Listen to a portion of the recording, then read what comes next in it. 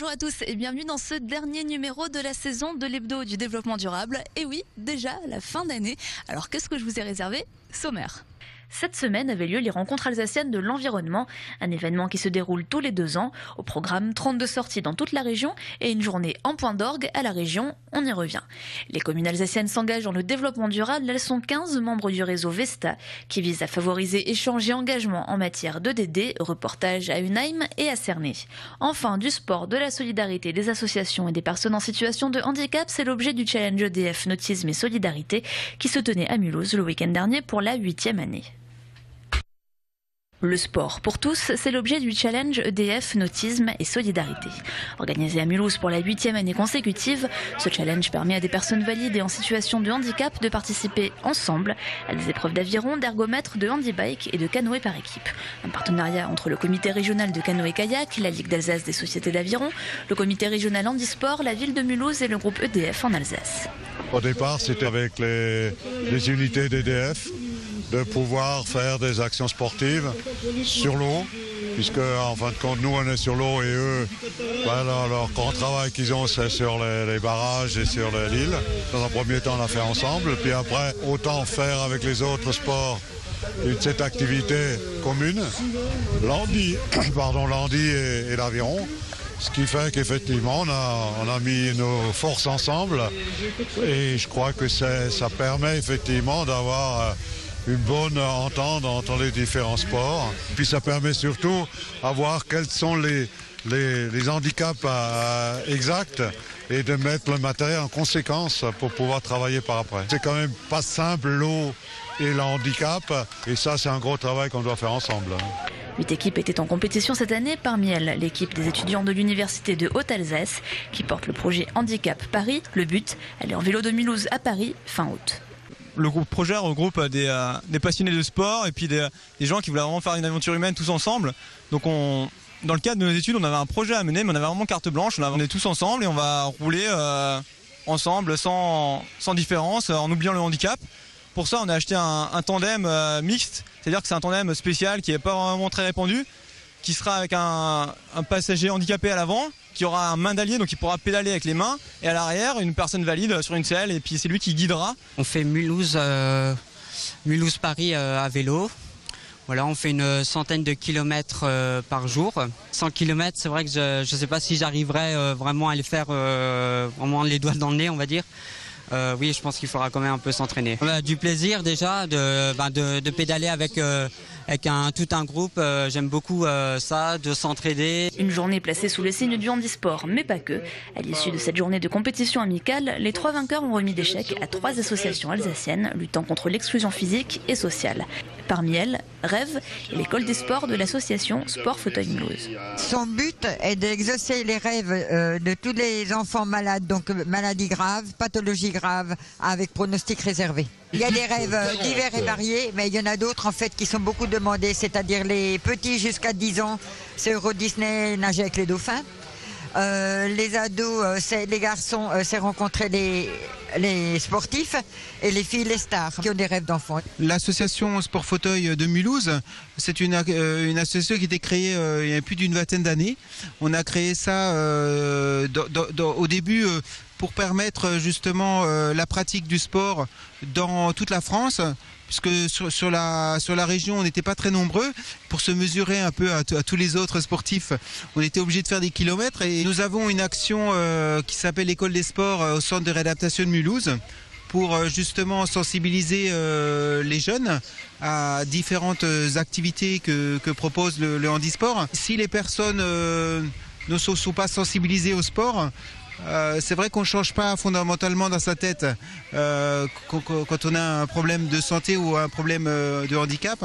Et le sport, par contre, permet justement cette ouverture dans le monde, et puis c'est important justement après de créer un échange dans le sport aussi.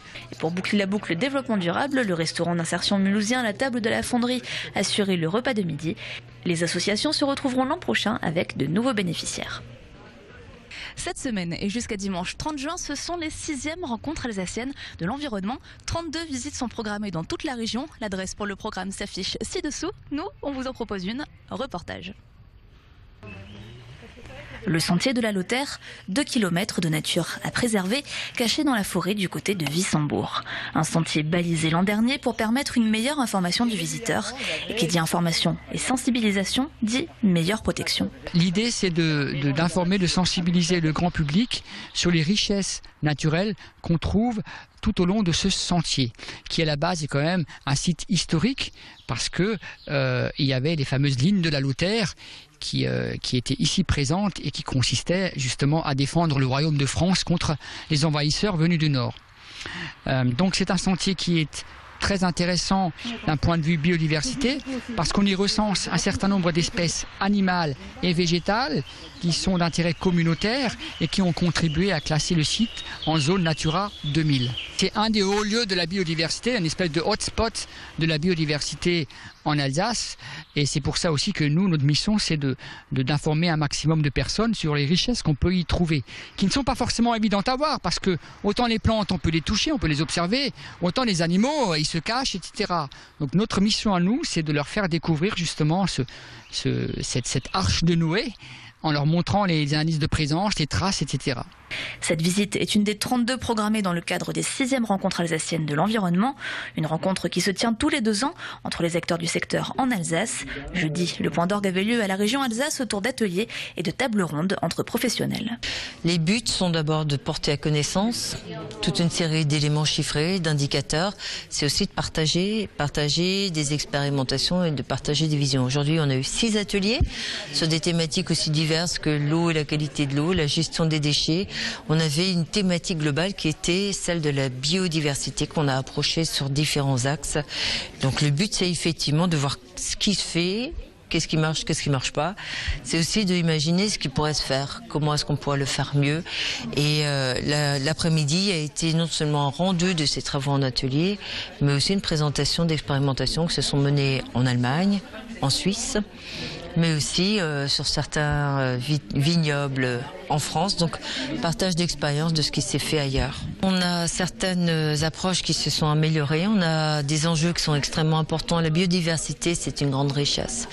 Par contre, on se rend compte aussi qu'il y a toute une série d'oppositions, de logiques qui ont davantage tendance à s'affronter. On essaie de travailler avec des points de vue qui sont différents. On essaie de travailler avec tous ceux qui portent des messages qui doivent être complémentaires, dont on doit tenir compte.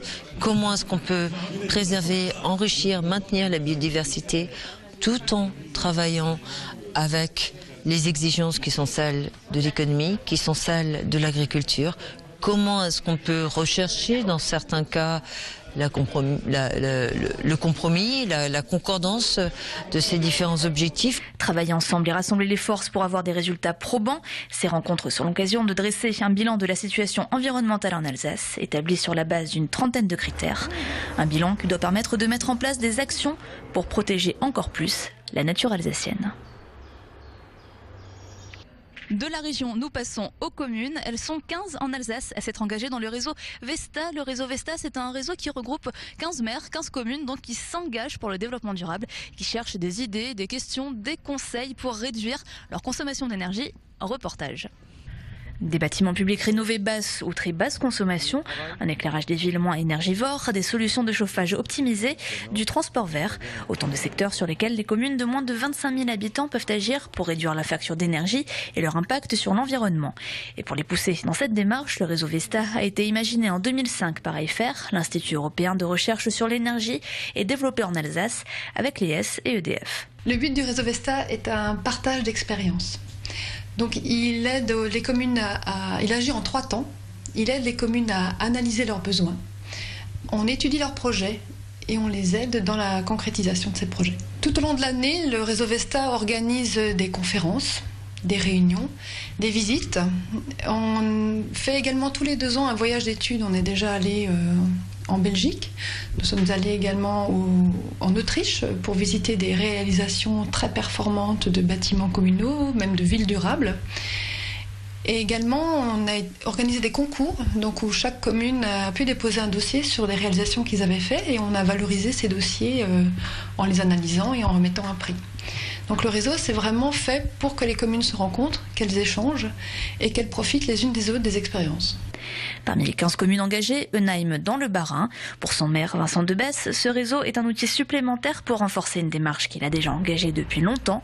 Le développement durable, une dimension qu'il souhaite intégrer dans chacune des actions de sa commune, de l'achat de papier à l'arrosage et l'aménagement des espaces verts, au repas des cantines scolaires. L'investissement d'aujourd'hui doit générer des économies de demain au niveau fonctionnement. Donc ça veut dire que isoler des bâtiments, avoir de nouvelles sources d'énergie, avoir aussi une vision très respectueuse de notre environnement, tout ça, ça contribue à aller de l'avant. Nous avions en 2008 de gros projets, comme une restructuration d'une école, comme une construction d'une structure multi-accueil, comme un lancement d'un écoquartier, et ça me permettait de comparer un certain nombre d'éléments. Ces investissements étaient confortés par les études et par les débats d'échanges qu'on a pu avoir avec Vesta.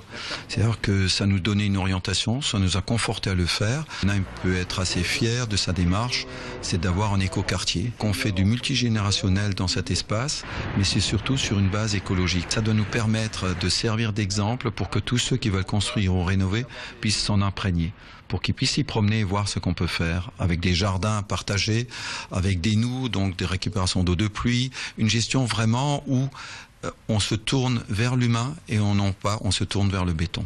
Bâtiments rénovés, éclairage repensé, investir aujourd'hui pour économiser demain, une démarche similaire à Cernay dans le Haut-Rhin. Vesta nous a permis de rencontrer énormément de monde, que ce soit ici en Alsace, que ce soit au Bade-Wurtemberg, mais également en Belgique, puisque nous nous sommes déplacés également en Wallonie, pour aller voir un peu les bons usages, les réflexions et les bonnes manières qui sont mises en place à travers le territoire. Toutes les actions qui ont été élaborées dans le cadre des économies d'énergie sont issues un peu des réflexions au niveau de Vesta, que ce soit en termes de fabrication d'électricité propre en photovoltaïque, que ce soit surtout en termes d'isolation de bâtiments communaux et publics, que sur les centres sportifs. Nous avons réhabilité en BBC le premier centre sportif en Alsace. Nous en avons fait un deuxième depuis. Nous faisons les écoles et nous travaillons en permanence à réduire la facture énergétique. Des actions concrètes à l'échelle locale permettant à chaque commune de mieux maîtriser ses dépenses d'énergie et des efforts qui permettront peut-être d'atteindre le facteur 4 visé par l'État, la division par 4 de nos émissions de gaz à effet de serre pour 2050. Et voilà, c'est la fin de cette émission. Retrouvez-la comme toutes les autres sur le www.alsace20.tv. Je vous retrouve dans 2 mois pour de nouvelles aventures au pays du développement durable. Mais cet été, ne manquez pas la rediffusion de nos meilleurs moments de l'année. Alors évidemment, bonnes vacances, mais restez sur Alsace 20.